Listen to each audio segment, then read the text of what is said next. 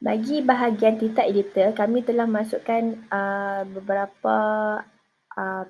beberapa elemen, iaitu salah satunya telah penulis atau editor telah memberikan rasa bersyukur dan terima kasih kepada rakan-rakan redaksi dalam penerbitan majalah, dan juga harapan editor kepada pembaca dalam memilih majalah pelancongan ini sebagai majalah untuk mereka mengalami pengalaman untuk melakukan aktiviti pelancongan di Kota Kinabalu. Jadi untuk bahagian tinta editor ini juga penulis atau editor telah memasukkan kata-kata hikmah, antaranya iaitu melakukan apa yang anda suka adalah kebebasan, menyukai apa yang anda lakukan adalah kebahagiaan. Ini untuk menarik pembaca untuk membaca, untuk memberikan satu elemen menarik pembaca untuk membaca majalah ini.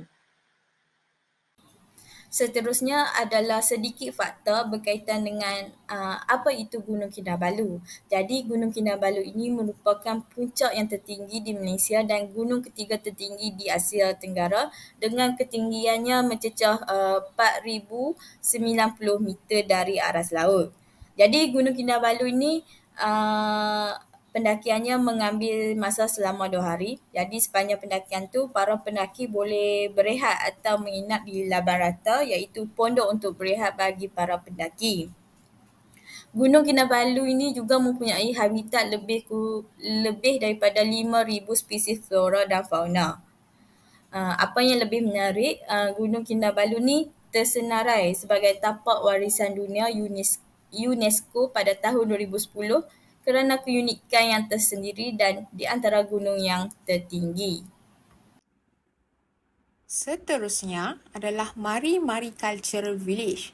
Tempat ini merupakan salah satu tempat pelancongan yang menarik kerana telah diiktiraf sebagai tarikan pelancong terbaik bukan alam semula jadi atau buatan manusia oleh Pelancongan Sabah pada tahun 2014 sehingga 2019.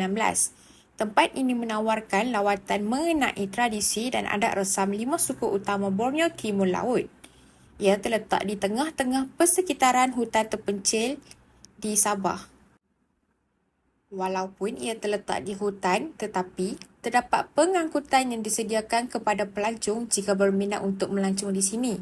Selain itu, terdapat juga pelbagai pakej yang menarik seperti panduan dalam rumah, lawatan 5 rumah tradisional etnik, demo dan aktiviti tradisional, persembahan kebudayaan dan hidangan makanan termasuk juga minuman.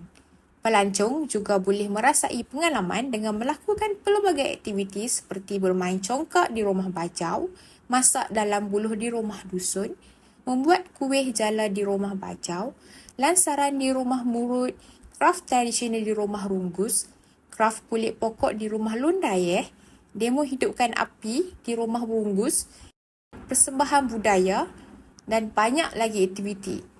Harga tiket yang ditawarkan untuk melawat tempat ini adalah RM175 bagi dewasa dan RM90 bagi kanak-kanak. Harga pakej yang ditawarkan adalah sangat bersesuaian dengan perkhidmatan yang telah disediakan. Yang seterusnya ialah keunikan makanan Sabah. Yang pertama ialah ambuyat. Ambuyat merupakan sejenis makanan yang dihasilkan daripada tepung sagu. Ianya adalah makanan tradisi orang Brunei dan juga orang Bisaya. Ambuyat ini dimakan dengan ikan dan juga sayur-sayuran. Yang kedua ialah tuhau. Tuhau adalah sejenis tumbuhan liar yang banyak tumbuh di Kepulauan Borneo dan ia merupakan makanan tradisional kaum Kadasan Dusun. Tuhau ini biasanya dibuat sebagai kerabu, jeruk, sambal dan sebagainya.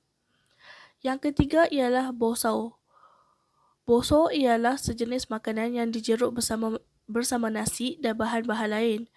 Bosau ini merupakan makanan tradisi bagi kaum Kadasan Dusun dan terdapat beberapa jenis bosau iaitu ikan, sayur-sayuran, udang dan sebagainya.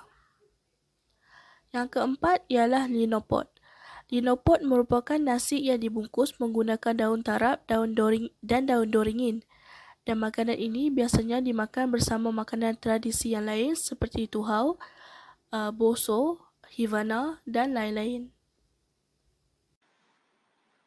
Majalah ini juga kami telah masukkan bahagian bulletin utama atau berita utama yang menceritakan tentang isu semasa.